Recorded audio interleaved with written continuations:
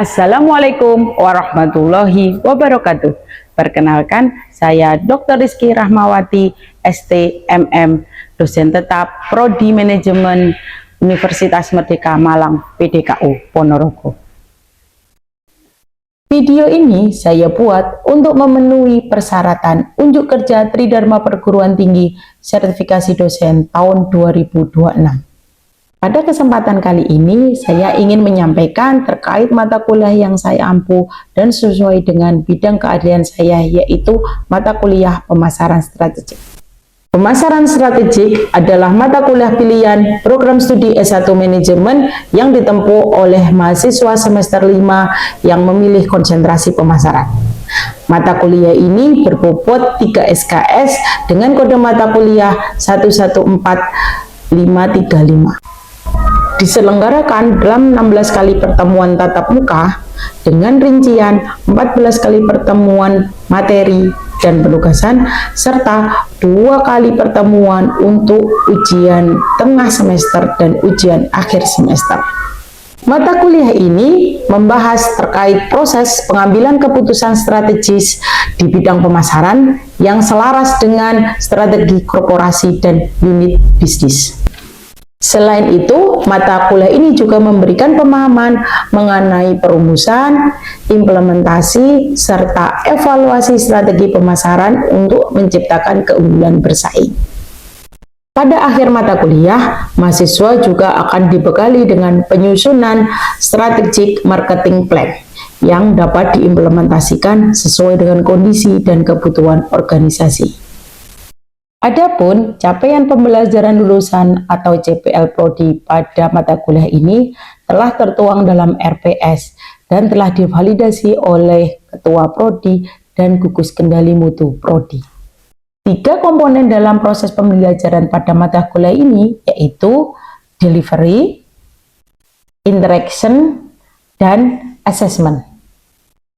Untuk delivery, pada mata kuliah ini saya memberikan materi serta RPS yang dapat diunduh oleh mahasiswa secara langsung pada Sistem Informasi Akademik atau SIAKAD Unmar Malang, serta presentasi interaktif yang langsung dilakukan secara tatap muka untuk mendukung pemahaman mahasiswa.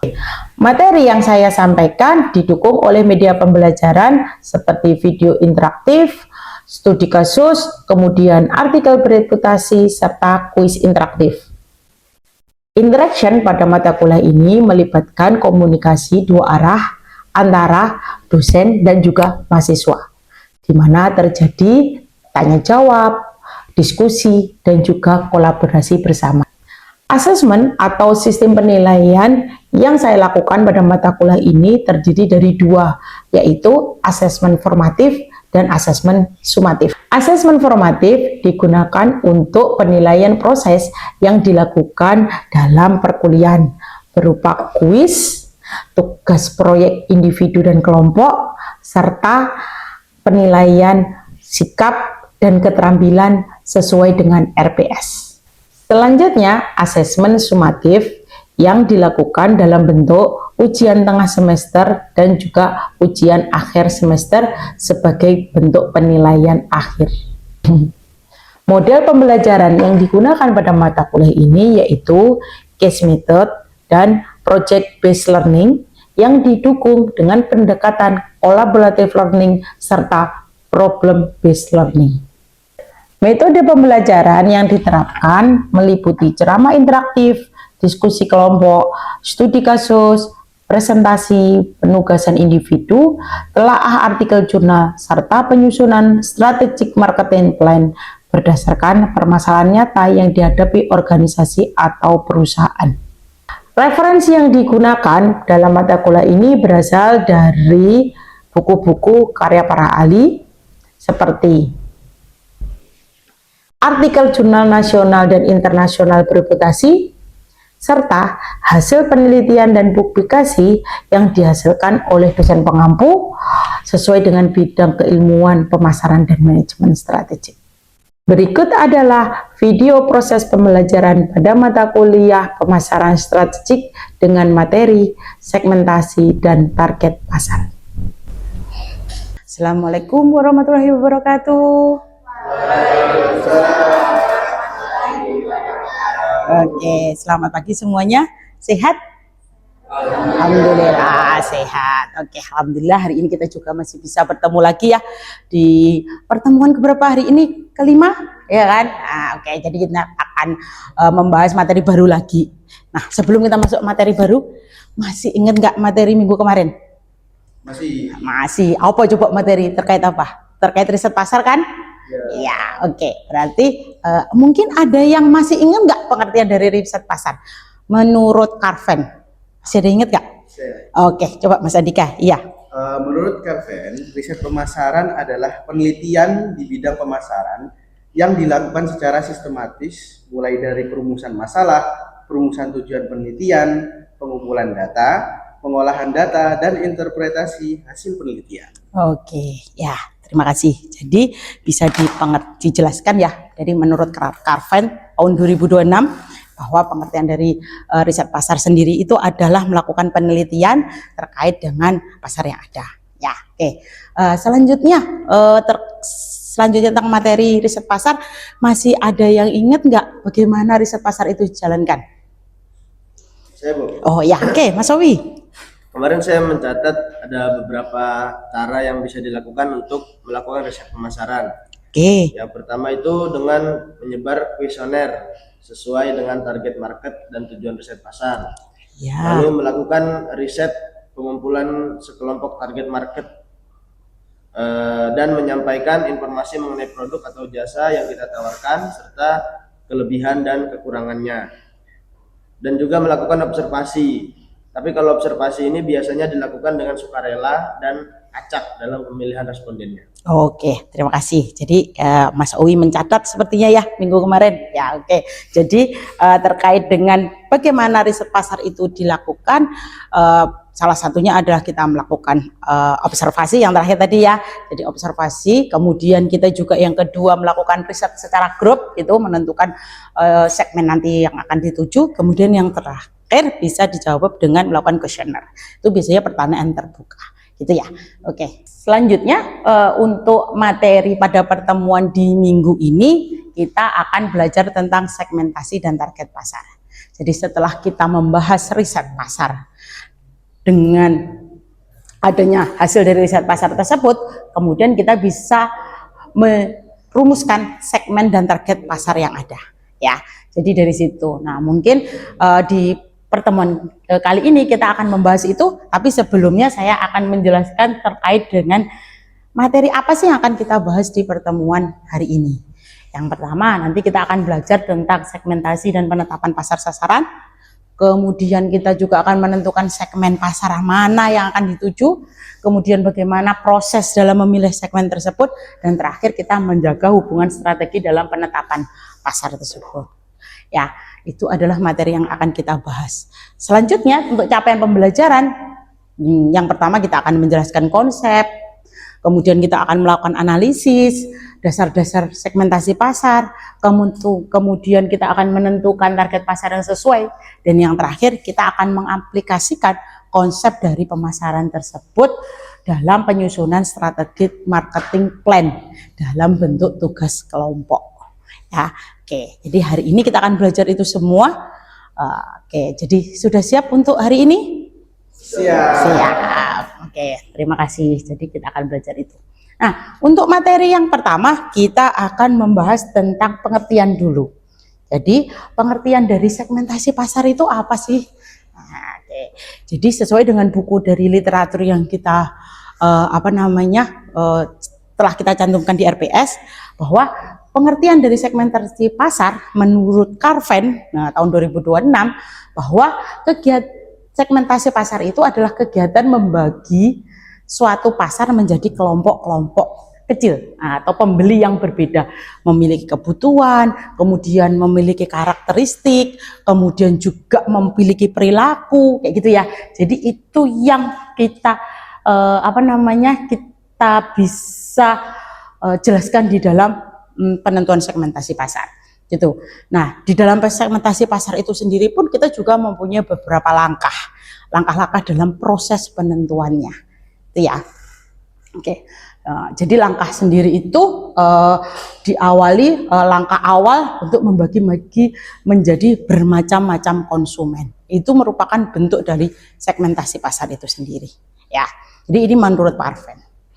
Kemudian setelah kita memahami pengertian dari segmentasi pasar itu sendiri, kita juga harus memahami tingkat dari segmentasi pasar. Ya, karena pasar itu kan besar gitu ya. Jadi kita pasar itu kan luas gitu. Sebelum masuk ke sini bisa kita ulang sedikit gitu ya terkait dengan segmen itu sendiri. Kalian masih ingat nggak atau mungkin sekarang gitu ya memahami bagaimana fenomena dari begitu banyaknya coffee shop yang ada di Kota Ponorogo semuanya gitu ya. Di situ kita sudah jelas. Kemarin data dari TikTok itu disebutkan bahwa ada salah satu konten gitu ya terkait di Ponorogo terkait coffee shop itu ada 50 coffee shop di Ponorogo. Nah, apakah semua coffee shop itu sudah memetakan segmentasi pasar?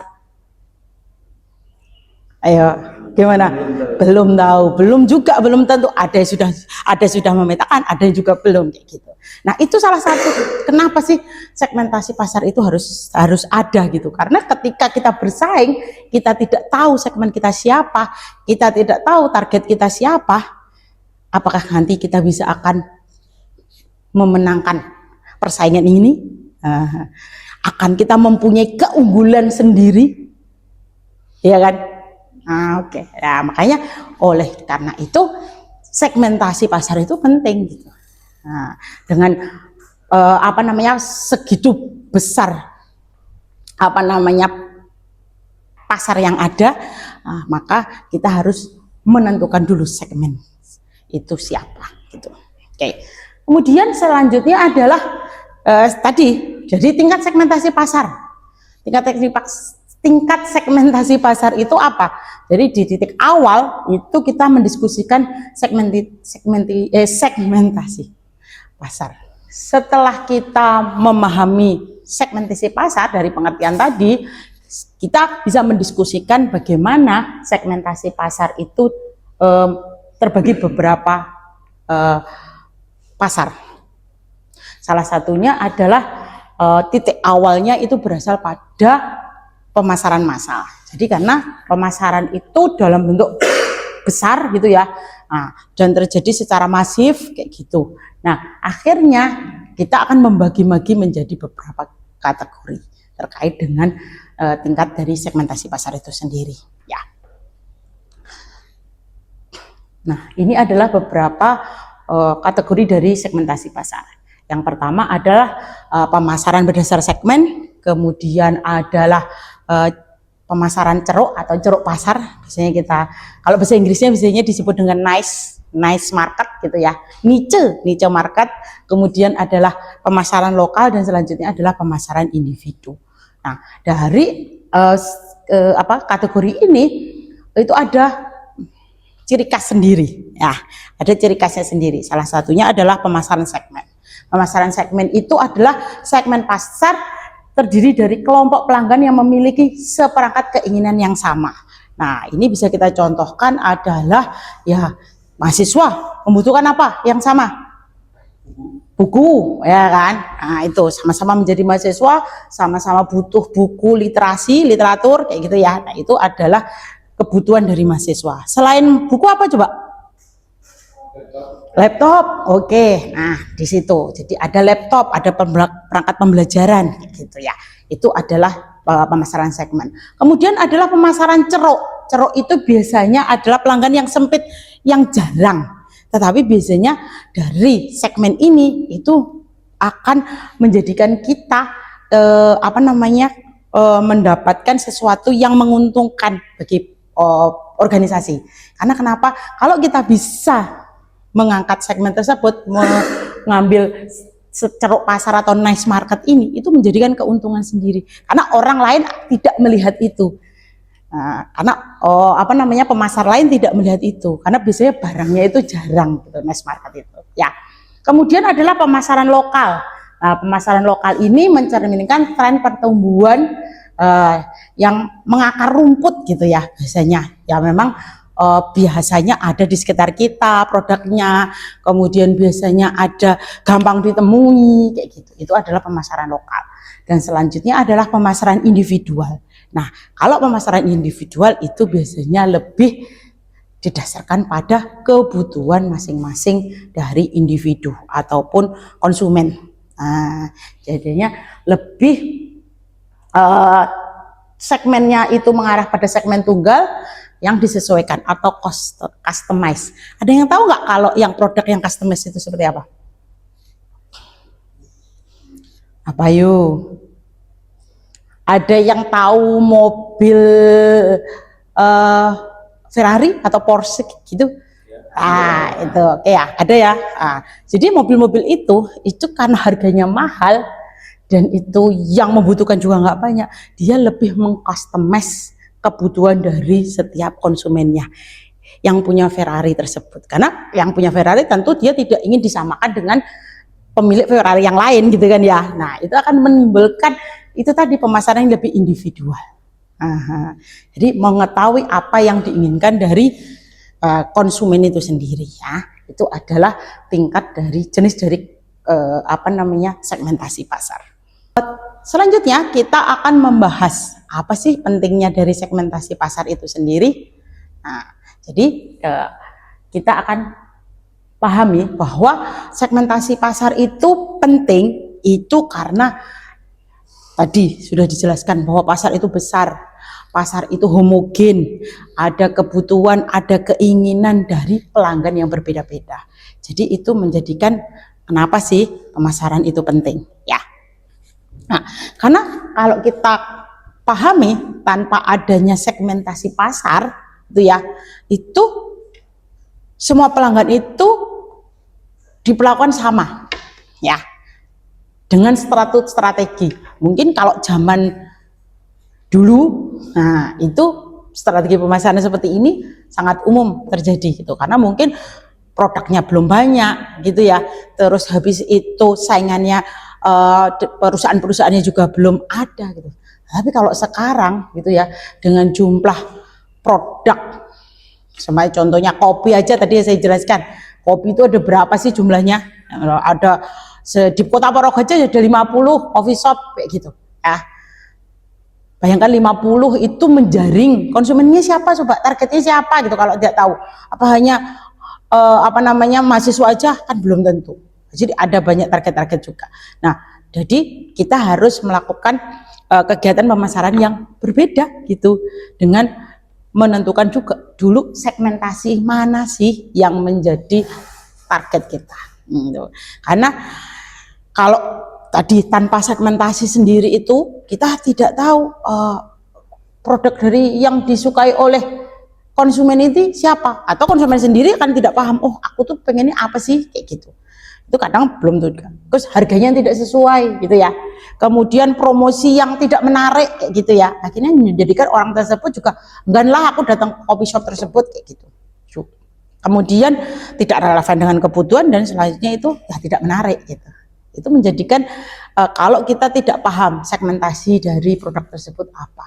Nah, tapi dengan adanya segmentasi, karena pelanggan itu dikelompok-kelompokkan, karena tadi kita sudah pahami kriteria dalam jenis dari segmentasi pasar, kemudian pelanggan itu akan dikelompokkan berdasarkan apa? Contohnya berdasarkan kebutuhannya, nah gitu nggih. Nah, jadi yang pasar homogen yang besar itu tadi, itu segmen dari segmen mahasiswa seperti apa, segmen karyawan seperti apa, keluarga muda seperti apa, pensiunan seperti apa, mungkin dari wira swasta, itu dia mempunyai kebutuhan atau keinginan yang berbeda-beda itu terhadap sebuah produk. Nah, makanya di sini contohnya itu ya, ada terkait dengan mahasiswa. Mahasiswa itu apa sih butuhnya? Yang praktis, harganya terjangkau kayak gitu ya. Itu promosi digital kayak gitu. Itu adalah segmen dari mahasiswa. Kalau dari ibu-ibu kayak itu atau keluarga muda, yang penting produknya aman gitu untuk keluarga gitu ya. Nilainya juga ada untuk keluarga dan biasanya lebih ekonomis gitu, karena biasanya kan yang mengatur keuangan itu adalah ibunya, dan ibunya akan memilih yang lebih ekonomis kayak gitu. Jadi hasilnya nanti akan mengetahui dengan segmen itu bahwa pesan pemasar lebih relevan, kebutuhannya sesuai, biaya promosi akan lebih efisien, dan pelanggan lebih puas, serta terjadi peningkatan kinerja pemasaran gitu ya. Jadi inilah mengapa segmentasi pasar itu penting. Setelah tadi kita bahas terkait dengan segmentasi pasar itu mengapa penting, selanjutnya kita akan membahas tentang kelompokan segmentasi pasar berdasarkan konsumennya. Yang pertama adalah segmentasi geografis. Oke. Jadi segmentasi geografis itu sendiri itu membagi pasar menjadi unit-unit geografis berdasarkan negara, berdasarkan kabupaten, berdasarkan wilayah ataupun kota ataupun lingkungan gitu ya.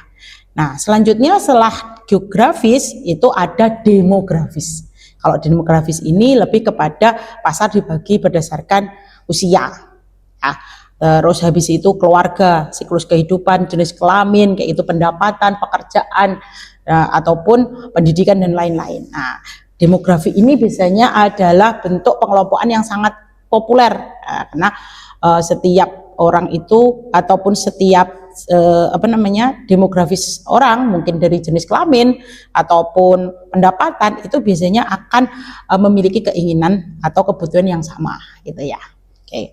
Selanjutnya adalah segmentasi psikografis, di mana di situ ilmu ini menggunakan psikologis dan demografi untuk memahami konsumennya.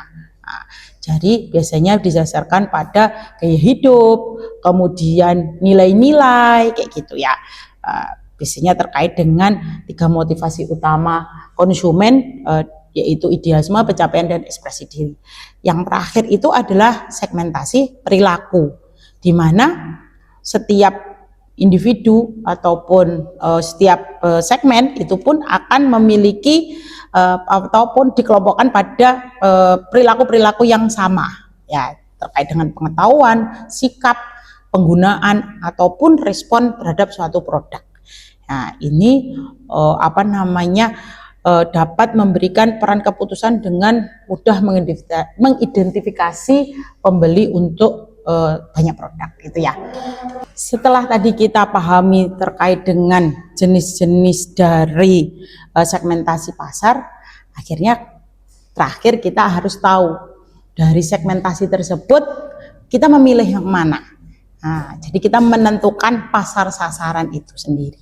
Nah, jadi di sini targeting. Nah, jadi selain segmentasi dari pilihan yang ada itu tadi, jenis-jenis yang ada itu tadi kita harus tentukan. Nah, setelah itu akan kita menentukan pasar yang mana sih yang akan kita tuju. Nah, dari situ tadi seumpamanya dari demografis ya, dari segmennya mahasiswa, nah gitu ya, mahasiswa, kita demografisnya dari mahasiswa yang seperti apa yang kita inginkan menjadi target pasar kita. Mahasiswa yang suka ngopi, atau mahasiswa yang suka jalan-jalan, atau seperti apa, karena kita adalah mungkin tadi kita contohkan perusahaan kopi atau coffee shop. Nah, berarti kita menargetkan mahasiswa yang suka minum kopi gitu ya. Itu makanya menentukan pasar sasaran. Dan pengertiannya menurut Carven, targeting itu adalah proses mengevaluasi setiap segmen pasar dalam memilih satu atau lebih segmen yang paling potensial. Nah, ya. Jadi yang paling potensial untuk dilayani perusahaan. Karena segmen segitu banyak tadi, demografis, psikologis, itu besar banyak itu ya. Nah, makanya kita harus yang paling potensial dan mendekati kebutuhan dari organisasi kita itu apa? Dari coffee shop kita itu apa gitu contohnya. Nah, makanya harus dilayani dengan itu tadi yang paling potensial itu sendiri. Target dilakukan setelah proses segmentasi pasar dilakukan agar sumber daya perusahaan dapat digunakan secara efektif. Itu adalah pengertian targeting menurut Carven tahun 2026. Itu ya. Nah, selanjutnya setelah kita tahu, pasti kita akan memahami kenapa sih pentingnya atau tujuan dari targeting itu. Nah, yang pertama kita akan mengetahui pasar potensial kita itu siapa, kemudian memaksimalkan strategi pemasaran, gitu, karena kos pemasaran itu kan besar ya, jadi kita harus memaksimalkan, dan yang paling penting juga adalah meningkatkan kepuasan dari pelanggan itu sendiri. Nah, karena dengan kita punya target itu kita mengetahui, oh iya keinginannya seperti apa, kebutuhannya seperti apa gitu, dan menentukan itu menjadikan strategi pemasaran bagi perusahaan kita. Gitu. Bisa diperhatikan gambar ini, gambar kopi ini. Apakah menurut kalian produk tersebut sebaiknya dipasarkan kepada seluruh masyarakat? Saya Bu, menurut saya tidak, karena tiap konsumen itu memiliki karakteristik yang berbeda. Bagus. Kalau begitu, segmen apa yang paling sesuai untuk digunakan di produk tersebut? Yang paling sesuai digunakan di produk tersebut adalah segmentasi demografis berdasarkan usia dan juga pendapatan, kemudian segmentasi psikografis berdasarkan gaya hidup. Terakhir, kita akan menjelaskan terkait dengan tugas kelompok. Oke, jadi seperti yang di RPS sudah kami jelaskan kemarin di pertemuan pertama kan ya, saya sudah jelaskan tentang RPS. Kita ada tugas kelompok 1. Di pertemuan kedua juga sudah dibagi kelompok mana saja. Kemarin sudah pada memilih kelompoknya kan? Ya, oke. Nah, sekarang keluar tugasnya, yaitu tugas kelompok 1, di mana kita akan menjalankan strategic marketing plan. Jadi rencana pemasaran, strategi pemasaran. Yang pertama adalah kita akan melakukan analisis segmentasi pasar. Dengan kegiatan pertama adalah kalian harus memilih satu kelompok UMKM di sekitar kalian. Apa saja produknya, monggo bisa kalian pilih gitu ya. Dari situ kemudian kalian akan menganalisis identifikasi produk yang dijual, kemudian segmentasi pasar yang digunakan, kemudian target dari pasarnya siapa, kemudian merekomendasikan segmen strategi pemasaran yang sesuai. Itu nanti yang kalian lakukan, yaitu menganalisis itu ya, dan itu nanti akan dibentuk dalam bentuk strategic marketing plan ya, dan dipresentasikan pada pertemuan berikutnya ya. Jadi harap dikerjakan, kan ini bukan tugas individu, ini tugas kelompok, jadi lebih gampang gitu ya. Coba nanti sambil jalan-jalan kalian lihat di sekitar kalian ada orang mungkin UMKM yang menjual apa, makanan boleh, produk yang lain juga boleh gitu ya. Kemudian di situ juga kita setelah itu nanti saya akan melakukan penilaian terkait dengan adanya ketepatannya, terus kemampuan kalian menganalisis, memberikan argumen, dan juga kualitas presentasi. Nah, itu merupakan tugas kelompok. Ada yang ditanyakan tentang tugas kelompok? Tidak, sepertinya sudah jelas, dan segera action ya, segera dilaksanakan. Jadi saya tunggu hasil analisis segmentasi kalian di pertemuan minggu depan dalam bentuk presentasi. Dari pertemuan hari ini kita akan mempelajari bahwa setiap keberhasilan dari pemasaran itu tidak hanya berdasarkan dari produknya saja, tetapi juga bagaimana menentukan segmen yang tepat. Segmentasi membantu perusahaan mengenali kelompok konsumen yang memiliki karakteristik serupa, sedangkan targeting membantu perusahaan menentukan kelompok mana yang layak untuk dijalani. Terima kasih, kita akan ketemu lagi minggu depan. Assalamualaikum warahmatullahi wabarakatuh.